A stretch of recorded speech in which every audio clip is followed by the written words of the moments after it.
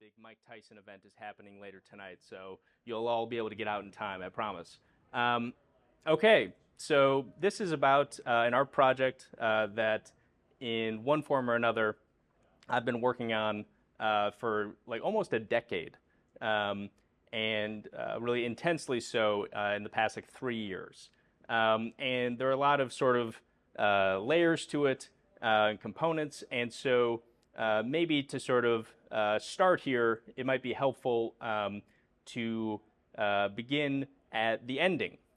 This project has been released a little over a month ago, and I want to show you sort of something that represents kind of the culmination of this project. And it's a quick sort of 10-second video. This took place on the campus of University of Southern California. Tell me what democracy looks like! This is what democracy looks like! Whose school? Our school! Whose school? Our school! Show me what democracy looks like! This is what democracy looks like! Show me what democracy... Okay, so that is just a, standard protest on a college campus. They have a bullhorn, protesters, they marched, and there were about 40 active protesters who showed up on this day. Some people joined them, and the thing is, all of these protesters are actually paid actors. This was an entirely synthetic protest event, and they were paid by none other than George Soros. No, they were hired by me, and which begs the question of, why would somebody do this? Why would, you hire a fake protest? And so part of what I'll explain tonight is how exactly that happened. And it relates to this art project, which I should say I'm calling an online novel. And it takes the form of this website. Here's the landing page. The premise of the site is that this person who's launching it, Madam Nice Gun, which is an anagram of my name, Duncan Gammy, says that some crime took place on USC's campus. They feel it was not properly investigated, so they have therefore, quote unquote, hacked the investigation materials and are now releasing them to the public. So those materials include a lot of things, which I'll get into, but it also includes the phone data of some of these main characters. And so to that end, I went out and purchased a bunch of different cell phones with their own cell phone plans. And for the period of time during which this story takes place, I populated their phone data. And for context, this story took place from August of 2023 to mid-November of 2023. So a little over a year ago. And so you can go through their phones. And that includes things like their text messages, their internet history, but also things like their Instagrams and photos. And so to that end, I then went out and hired dozens of actors to embody these personas. And I sent them to real events on and around campus. So I sent them to parties, clubs, Tinder dates, in character. So there is now a network of real people who believe that these fictional characters actually exist, and they are invested in these fictional characters' lives and in this story. So this is a picture of some of the actors at a party on campus. This is a picture of one of our actors, Lily, who was part of a morning run for a Christian group that she had joined on campus. This is a surreptitious photo I took of a Tinder date one of the characters went on. And this is them at a tailgate mingling with students. So I also, by the way, play a character named Chad Valentine. He's a lawyer. He's the lawyer for Madam Nice Gun. This is a photo I took. Chad Valentine, he has a Twitter account. He's really popping off there, so feel free to check him out. But, he's a good guy, but he's got spicy takes. Anyway, I again, this sort of begs the question, like, why? Why would somebody do this? This feels like a sort of, creating an alternate reality for people. And the motivation for this, or sort of the inspiration, came from something that had actually happened to me when I was in college, where a guy tried to drug me. And it really divided my friend group, where sort of like half the people believed me, half the people did not. And it was a very surreal experience in the fullest sense of the word, where one's basic connection to reality was sort of called into question. And so with this particular kind of crime, unlike a murder, which leaves a body, or a theft, where an item goes missing, this is, in this particular case, purely just someone telling their story. And every story is an abstraction of reality. The stories do not per se exist in the wild. They have to be quite literally fabricated into being, and therefore they're vulnerable to interpretation and to doubt. So in the case of this project, the story has been heightened for dramatic and artistic purposes. But if you know nothing else about the story, you should know these two characters, Adam Kessler on the left, Jacob Hatch on the right. They are roommates. They have been sort of randomly paired up together. Adam is a USC master's student. Jacob is an undergrad. And Adam, one night, gives Jacob a drink that Jacob later believes was spiked. And before anything could happen, one of their other roommates comes home. Adam sort of leaves the room, but Jacob passes out. Afterwards, the next day, he feels that he's been drugged and makes his accusation outright. And in sort of the fallout that happens a few weeks later, in mid-November, Jacob accidentally overdoses on Xanax. Now, Adam, being his roommate, finds him there in their apartment and waits an hour to call the police. And at which point, after which, Jacob passes away and his family sues for wrongful death. Because they say, hey, you had a responsibility to make a call earlier, you waited too long, and so you're partially responsible. Adam's family then arrives at a settlement, and hence Madam Nice Gun months later hacks this, when I say investigation, I mean civil lawsuit, to say, hey, not so fast, you can't sweep this under the rug, and sort of brings it back to light. So that is the broad stroke of the story. So at this point in this presentation, I've sort of told you what the project is in terms of the form of the site, what the story is, but it also leads to the question of why tell this particular story in this particular way? And the answer to that has to do with the questions that I was trying to raise in this project. So to take a step back, remember that these characters exist as entities on social media. And on social media, these are platforms where we present curated versions of our identity. And so to that extent, the difference between a quote-unquote real person on social media and an actor playing a person and even a bot, the difference between these three is much more minimal than we'd like to imagine.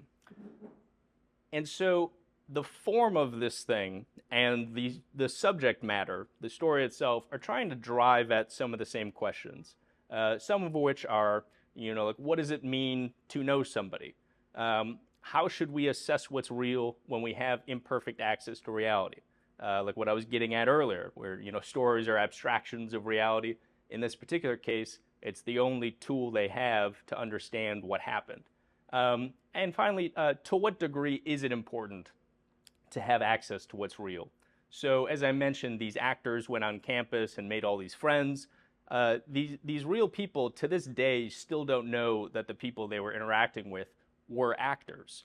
And so, and yet their lives, continue. They have not been, disturbed in any major way. And so it begs the question, like, does that even matter if they were, talking to quote unquote real people or not? So in this sense, I think that form and content here in the project are sort of driving at some of the same things. Now, talked about sort of the major motivations of the site, what the story is. Let's check out the site itself. So there are 4 main sections here. The phone data I sort of already covered. You're looking at emulators of people's phones. You can go through them like you would your own phone. Let's start off with the timeline. So the timeline here allows you to view people's phone data chronologically and also view them side by side with other people's phone data.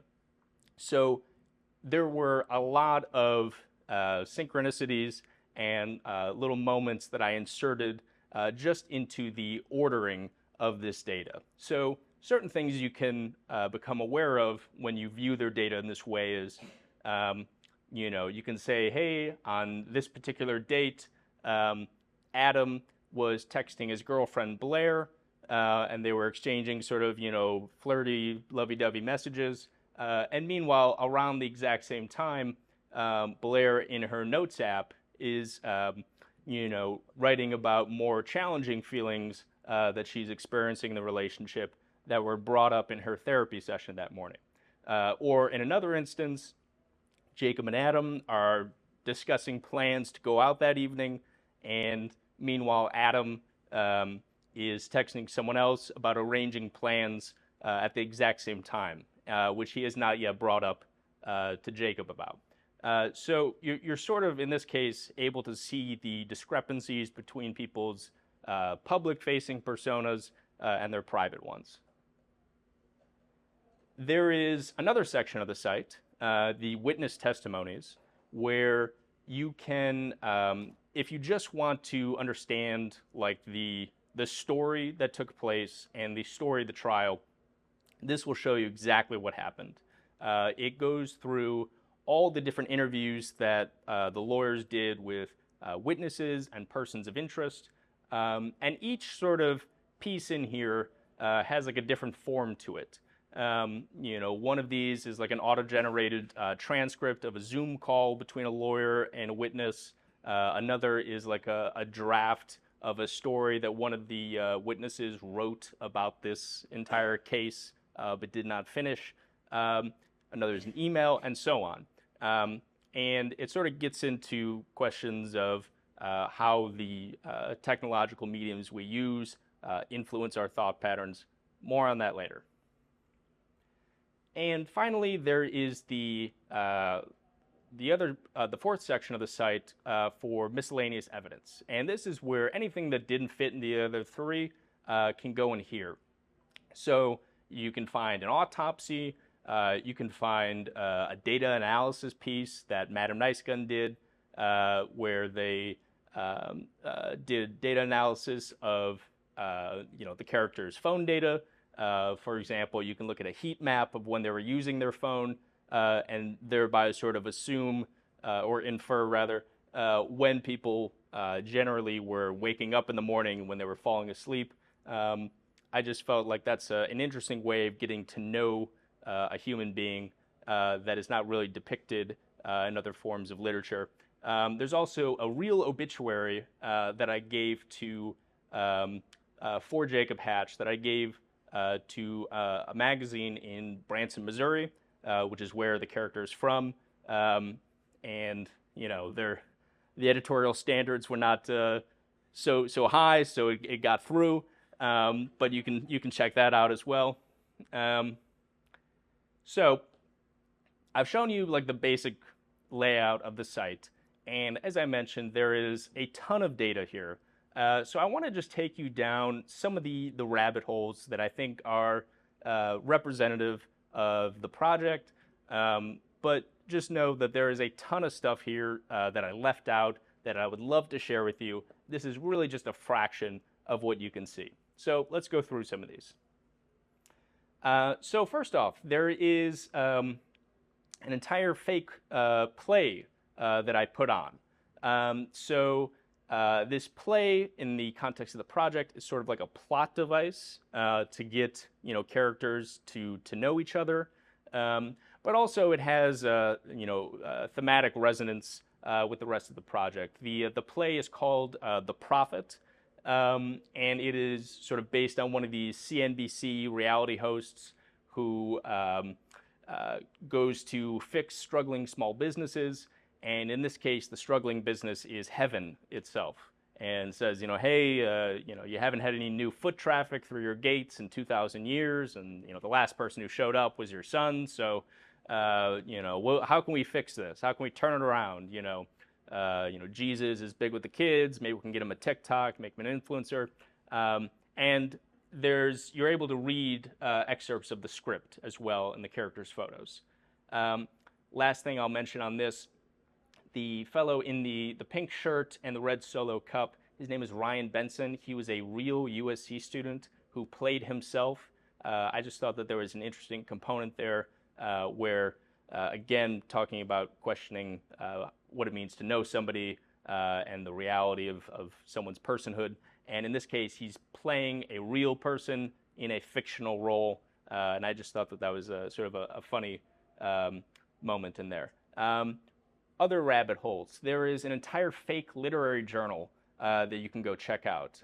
This right here is a review of a non-existent story by Jorge Luis Borges, a great writer who wrote a lot of things about metafiction, i.e. stories about stories, which sort of resonates with the nature of this project as well. There is an entire book that is available for purchase on Amazon that one of the characters' dads wrote. And I'll point out this was published on September 10th, 2023.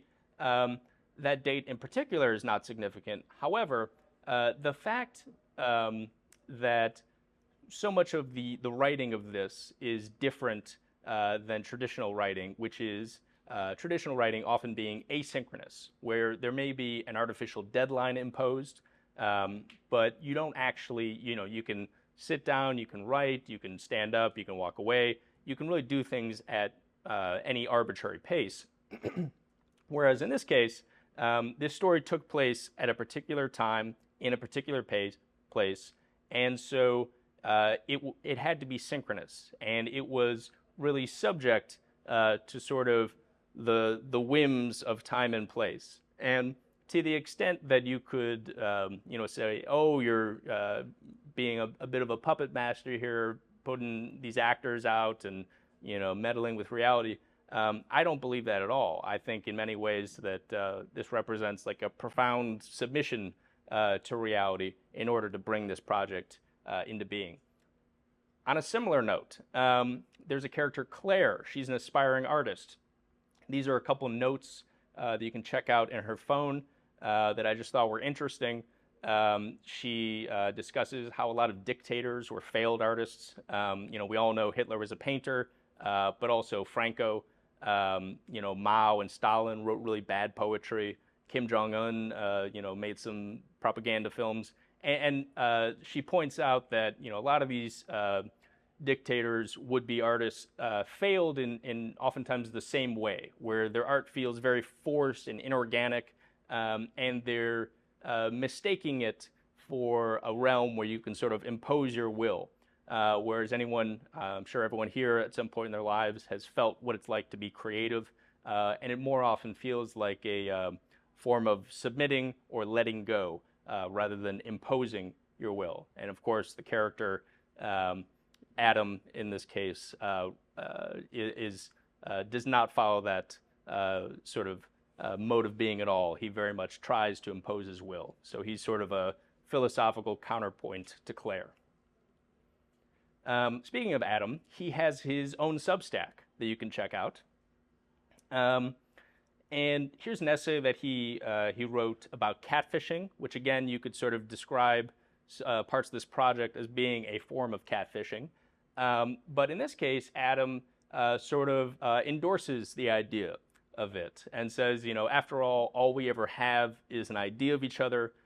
We don't have direct, unmediated access to each other's inner lives, and so to that extent, you know, anyone you know is partly reality and partly fiction because they're a product of what they are, but also your own biases, misinterpretations, etc. And I just felt like this was a sort of a fun thing to include, and also wanted to sort of address the elephant in the room about catfishing. Claire, who I mentioned earlier, she has her own website that you can check out where she has her poetry and short stories. This right here is a painting called Death Shaking Up an Etch-a-Sketch Before Giving It Back to Life. This was done by Lily, who I mentioned way earlier, but she is Jacob's friend. She does this piece after Jacob passes away. And I should say that this is partly AI generated and partly a human composition. And so, as I've said, you know, much of this project is about being unable to discern between what's real and artificial. And I thought that this was a fun way to reinforce that. I'll also mention that the choice of materials here is sort of appropriate. The figure of representing life on the right is done with watercolors rather, and water being sort of, you know, the stuff of life, and the figure of death here on the left was done over with charcoal, charcoal being like the embers of a fire. So I felt like that was appropriate as well. This right here is Blair, who's Adam's girlfriend. She is a photography minor, and this is a project that she did, which, if you look at this photo, it certainly looks AI generated, but it is not. It is actually a real photo taken on her phone. And so, in much the same way that, you know, with the rise of generative AI, we are better able to sort of deceive each other. That sort of goes both ways, where in this case, you know, she's sort of bringing up the fact that not only can you take what is artificial and make it seem as though it's real, you can take something that is real and make it seem as artificial. And it's, again, sort of blurring these lines. Blair has another photography project, which she refers to as being meta photography, which is you know, pictures of people taking pictures of people, and sort of catching people in the act of being observed, which I felt was a sort of a salient topic in a work that is so much concerned with people existing and performing on social media. Much has been made of the fact that you know, when ordinary people post on Instagram, or we brand ourselves on platforms like LinkedIn, we are sort of casting ourselves in the role of performers. And so I felt like in this project, there was a fun element to this, where I hired literal performers to cast themselves in the role of ordinary people on Instagram, and to sort of ask this question of like, well, what is the difference between someone performing and someone simply being? Other rabbit holes. So this is, I mentioned earlier about how you know, technological mediums sort of shape our you know, thought patterns and how we express ourselves. In this note on Adam's phone, he sort of raises what for me is a common dilemma when texting, maybe for some of you as well, and it's the question of whether or not to include an exclamation point at the end of a sentence. So if someone says to you, you know, hey, it was great seeing you today, you might you might include, you know, you too exclamation point, not so much because you were feeling in such a, you know, an exclamatory mood, but because if you left it out, you may feel like on the screen it just seems a little flat. And so this is a case where we sort of express ourselves in a way where we do not necessarily mean it, but we do it in order not to be misunderstood. And Adam makes the point that this is a case where our sort of thinking patterns and the way we express ourselves is already partly bot-like, in the sense that the way we do so is oftentimes determined by the technology and not ourselves. I sent these actors all over the place. So these are just a few spots I wanted to highlight. I sent these characters to Disneyland. I sent these characters to clubs around campus, or popular bars around campus. This photo in the middle is a still from a video where two of the characters went to a club in West Hollywood. And in the video, they sing along to a song where it goes, that song where it says, like, "That's not my name." And just felt like that was a sort of a funny moment of serendipity where these actors are playing, pretend, and this song comes on. So again, what I was saying earlier about, one of the sort of advantages, I think, of this form of synchronous writing and, doing things in a specific time and place is in the same way you're pulling your art into reality, you can allow reality to intrude into your art. And oftentimes, reality has some great ideas. So that's enough with the rabbit holes. So much more I would love to share, but this thing has been released now for over a month, and I've already started getting some reaction. And so I want to get into a little bit of the reaction that I've seen, because I feel like in some ways, is partly foretold, as it were, in the project itself. So on that note, Adam has a Substack post where he references this phenomenon where the amount of information, recorded information in the world today is exponentially greater than it's ever been before. And with exponentially greater information, we have exponentially less time to give to each new data point that comes into our frame of reference. And so there are consequences to that as well.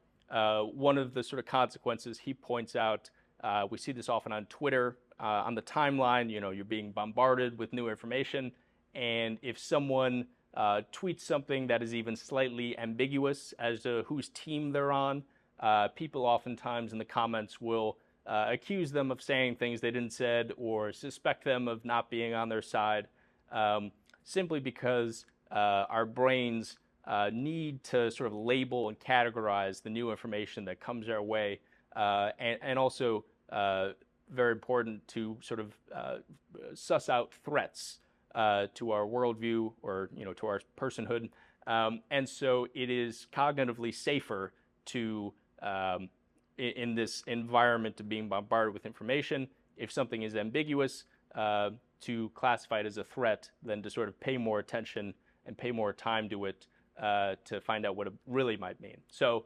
that's all to say, this phenomenon, I think, informs a little bit of some of the reaction that took place. So I said I released this over a month ago. Shortly after, mere days after I released it, I got a message on LinkedIn from a reporter at the SF Standard who said, "Hey, Duncan, I read a newsletter. Some readers were upset about the site and any interest in publishing a statement through my newsletter." So, as I said, I published this site under a pseudonym, Madam Nice Gun, and so you might ask yourself, well, how did this person find out? And the thing is, as I said, I had this fake protest, and I also had these flyers that I put on campus, put around LA. On this particular flyer, I have a photo of the actor playing Adam. It said, "Hey, this guy drugged my friend, hacked his cell phone. You can follow this QR code to go check it out." Which, God bless this actor. He's quite a trooper. You know, it's a hell of a thing to have your face on a flyer for.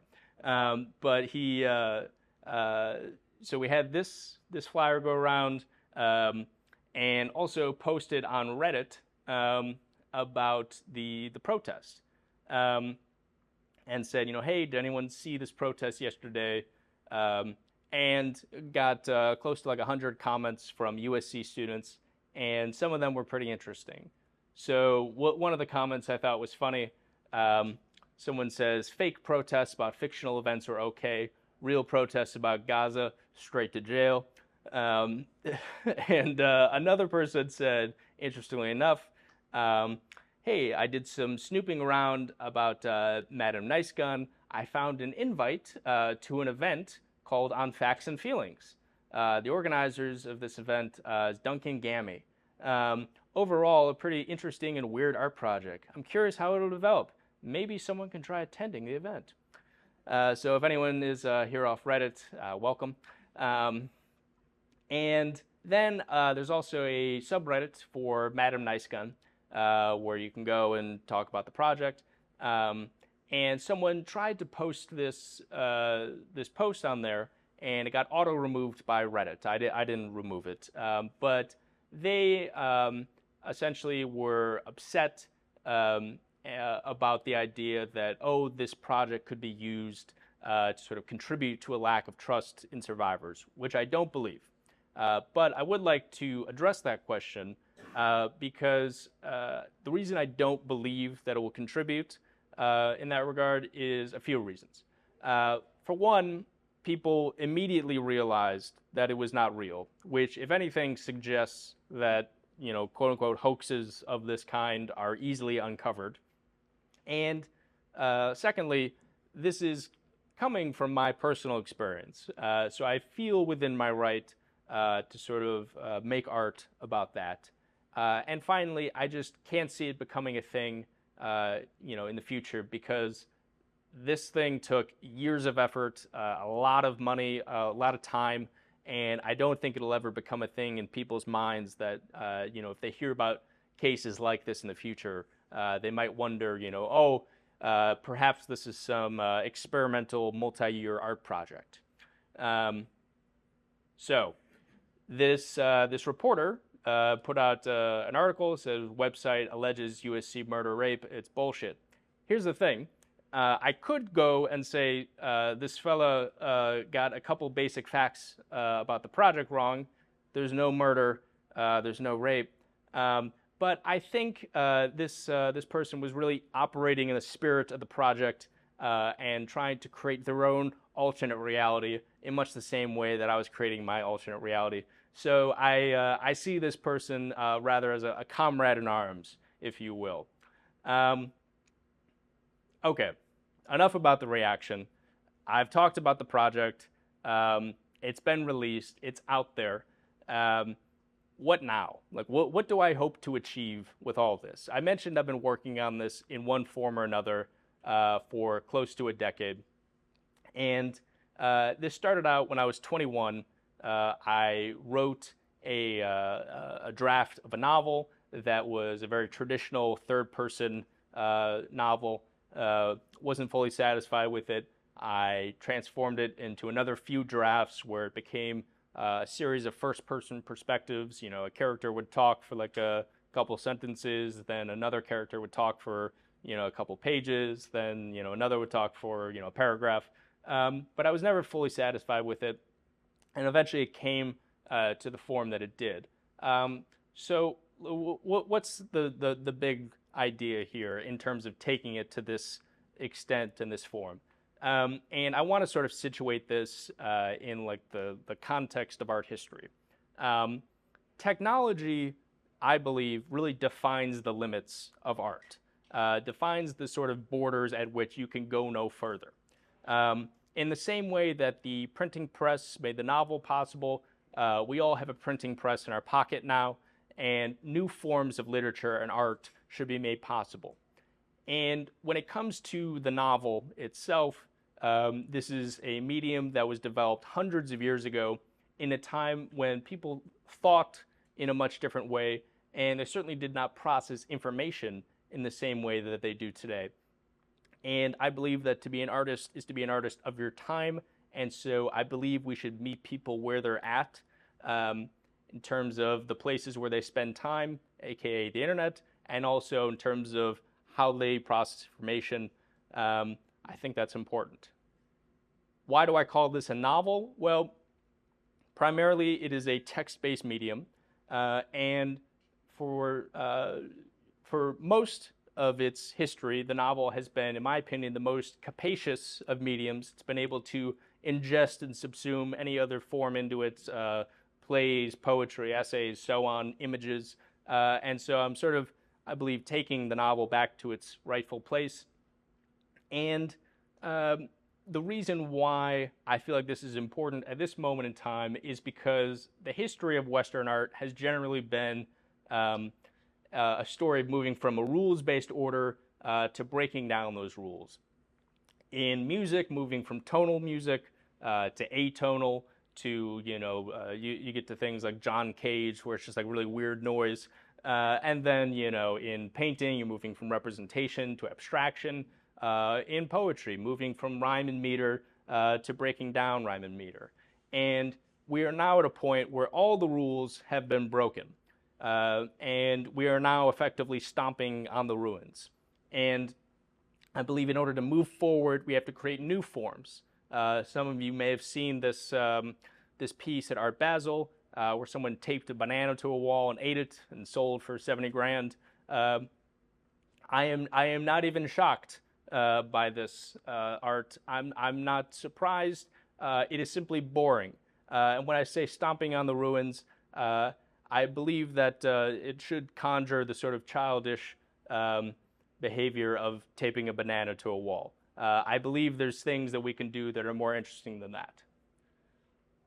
People are looking, I think, for an avant-garde, but avant-gardes of the past have almost always been downstream of technological changes.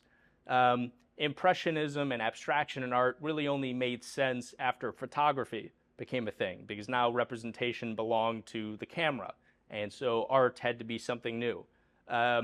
Stream of consciousness in literature really became a thing after the introduction of film, where if you just want to display external events, film is the perfect medium for that.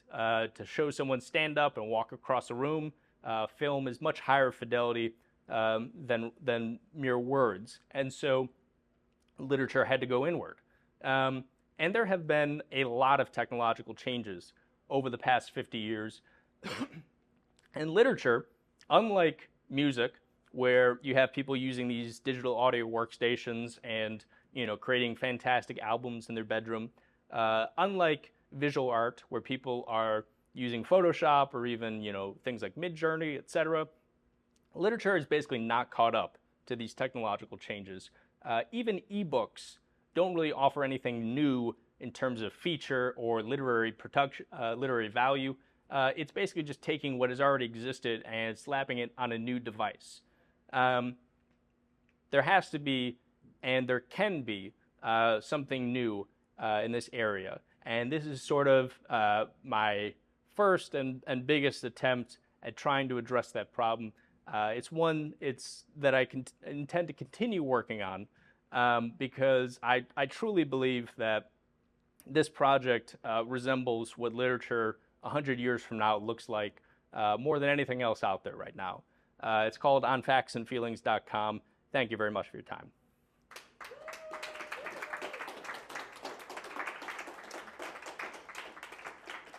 Okay, we are now open for questions. I believe we'll turn the lights on. Thank you, Lexi.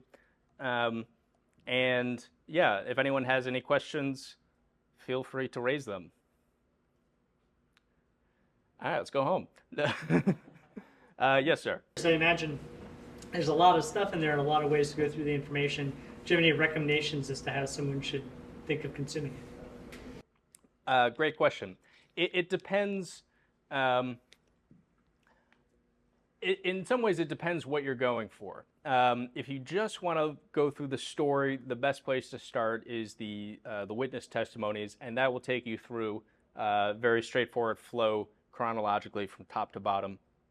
I personally would recommend going through some of the characters' phones and just sort of playing around with that and seeing where that takes you. And the essays of some of the characters. So if you go to miscellaneous evidence and you look at Adam's Substacks and Claire's pieces, I think those are some of the more fun components as well. So, but it depends what you're going for. Yes, You talked a little bit about how everything had to be done synchronously. Yeah. And I was curious how you prepared for actually executing like all of the text messaging and sort of like the operational perspective. Totally. So that was one of the more challenging parts. And I had every character had their own Google Calendar. And so I mapped out all the pieces of data that would be on these characters' phones and all like the sort of major events of the story on like 8 or 9 different Google calendars, and then just kept track of that. And that was sort of how I did that. Yeah, and the way, so much of the writing then just became like sitting down at a calendar and being like, okay, like what are they doing at like after lunch, and like writing text messages for that. So yeah, it was. Yeah, the organizational part of it was definitely one of the most challenging. Any other questions? Yes. Last part, you talk about the technological changes with a workstation and like Photoshop and Illustrator. That's like a tool to create versus an ebook is sort of a medium to consume. Yes. And certainly like LLMs are a tool to help create, even if they're not necessarily that good right now. Yeah. Why is that not the of itself? The next, yeah. Yes. Well, I guess I could also say in music there are like synthesizers, for example, a lot of electronic music, and like electronic elements have sort of like intruded on like every genre at this point. You have things like drum machines, and that's become part of like music. So that would be like one area where like maybe that'd be a better example of like the technology like changing the art itself. Is interesting on LLMs because I've heard interviews with like established authors talking about things like AI, and most of them I've heard express either like disinterest or like scorn for it. And so it seems like, yeah, there's probably an opportunity to take that and run with it as well. But a lot of more like established artists have sort of abdicated that opportunity. We'll see if that changes. And certainly I use some LLMs to like generate some things. Like, for instance, the character Jacob texts his mom every day. And I thought it was like sort of appropriate given sort of the superficial quality of some of their conversations and sort of like the weighty things going on in Jacob's life at the same time, to generate some of those text messages using an LLM, to make it, maybe feel subtly to the reader. They're like, oh, this just feels like AI slop, and not really true connection. But yeah, there's tons of possibilities there too.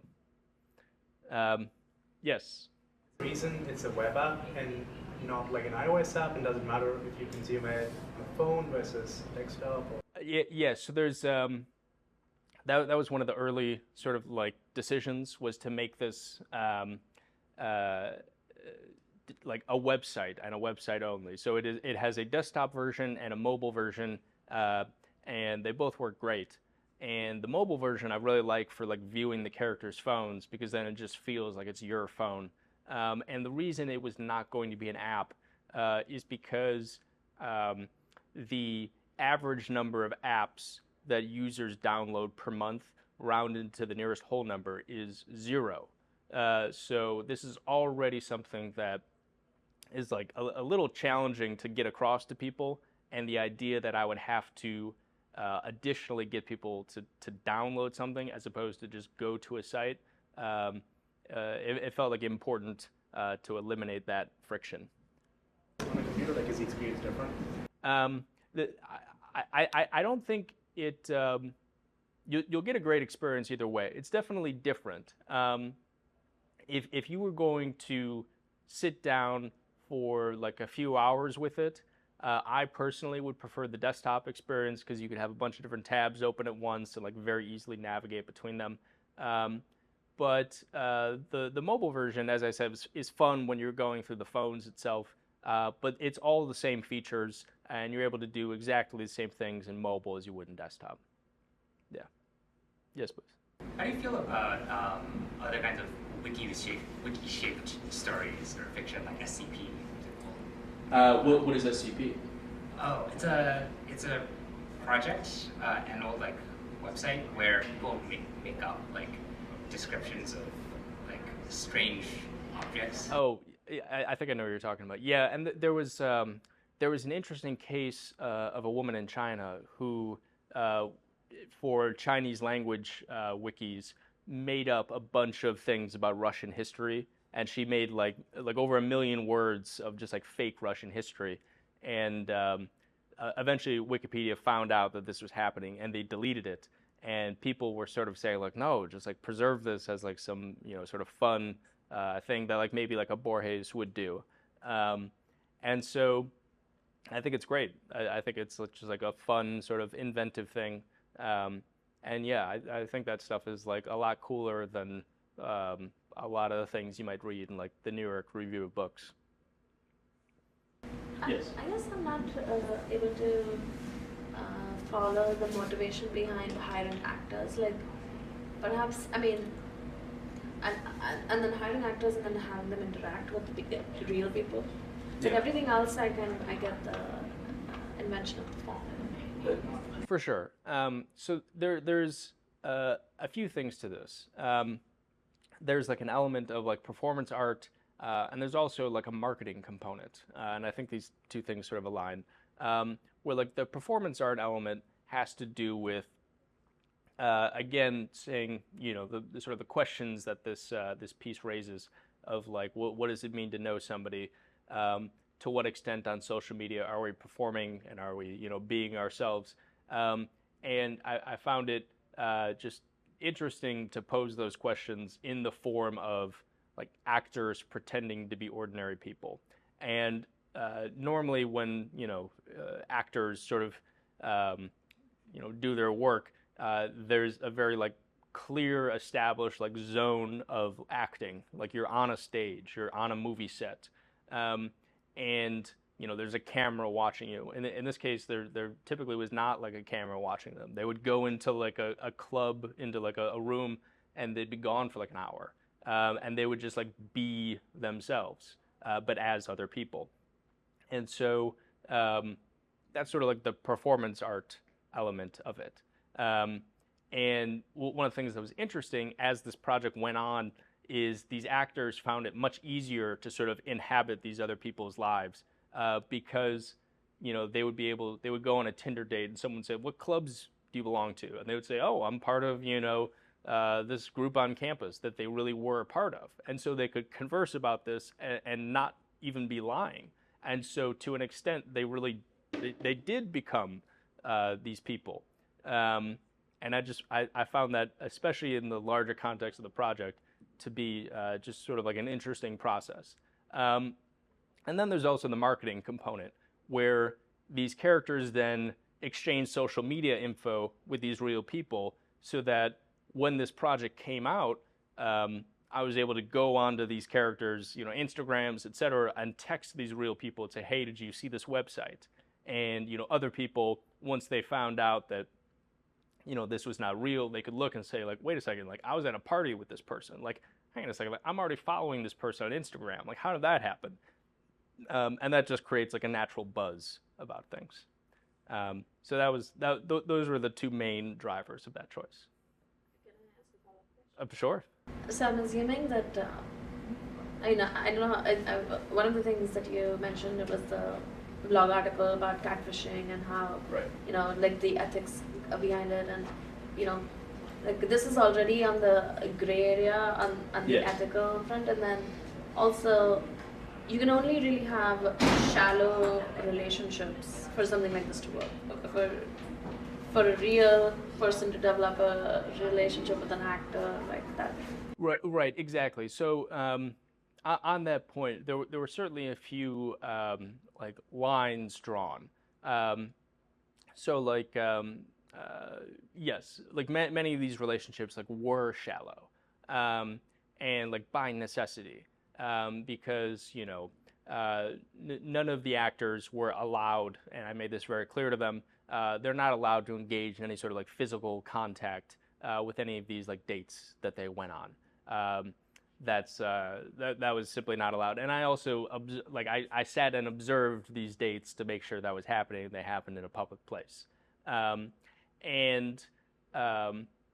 but some of these relationships,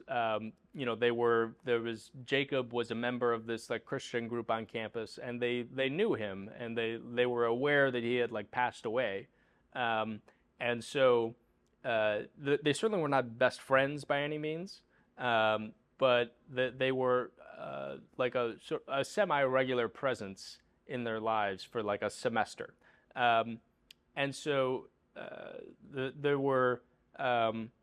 Another one of the lines that was established was no one can pay for anything. No one can, get you like a drink at like a date or anything like that. Because again, that veers closer into like getting a material benefit for a fraudulent scenario. But yeah, it was a question that constantly brought up with the actors themselves. What are you comfortable with? Where do you think we should back off here? How are these people responding?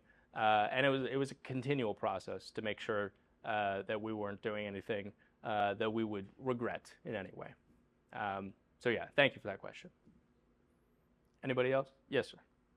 I'm really curious what it was like keeping your center throughout this whole process, because it seems like you're like picturing you behind a Google Calendar being all these separate people at once, and just super curious about how hard it was to continue to be yourself like throughout the process. Yeah, that's an interesting question. So I for this project, I moved to Los Angeles for the sake of this project. Prior to living in LA, I was just like working remotely. I could kind of travel about wherever, and so I moved for the sake of this project. I spent like a pretty big chunk of my net worth on this project, and so I was like very dedicated to it, to the extent where I didn't feel at any point like I was losing myself in the characters, but I mean for well over a year I basically I had a full-time job, so I basically worked out and worked on this project, and I was, when I was working on the project, I was super happy doing it. It was like this was so much fun, but to the extent that like other parts of life got in the way, or like I had to like wake up early to do something for work, and then I'm supposed to meet these actors, drive them to Disneyland, and then my manager's calling me, because something else is coming up. That was challenging. But yeah, it was like the main thing was just I really believed in the idea and really loved doing it. So everything else was just a question of like, okay, how to continue to make that work. All right. Yes, please. Which character? Great question. I will leave you in suspense. Okay. I think that's just about it. Unless anybody else had any final questions, we can call it a night. Thank you again very much, everybody. I should mention before we go, I have a Substack and a podcast myself, because of course I do. Substack is 10 Minutes to Ping Pong. I sort of just talk about travels that have been on, sort of history and things like that. Dunk Tank, just talk to anybody who's interesting, who's willing to have a conversation with me. So thank you very much for your time, and have a great rest of your evening.